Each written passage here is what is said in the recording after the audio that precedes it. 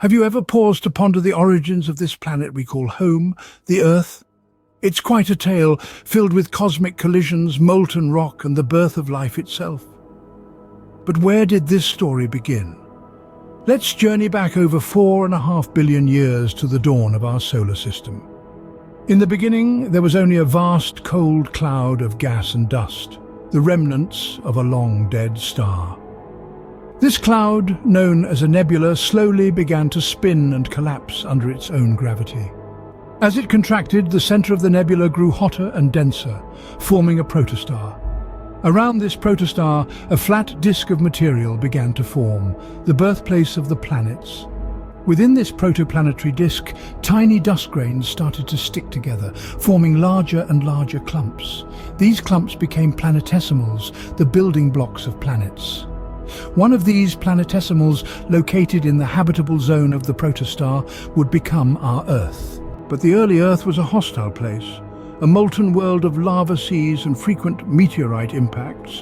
One of these impacts, by a Mars-sized body named Gaia, was so powerful that it sent a shower of debris into space. This debris eventually coalesced to form the Moon. Over hundreds of millions of years, the Earth cooled and solidified. Water, delivered by comets, began to form oceans. Volcanic activity spewed gases into the atmosphere, creating the air we breathe today. Yet, the story doesn't end there. Around 4 billion years ago, life emerged. Simple, single-celled organisms evolved into complex, multicellular life, which eventually gave rise to the diverse array of species we see today.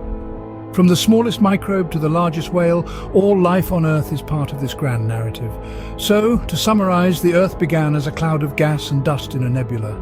This nebula collapsed to form a protostar and a protoplanetary disk, where dust grains coalesced into planetesimals.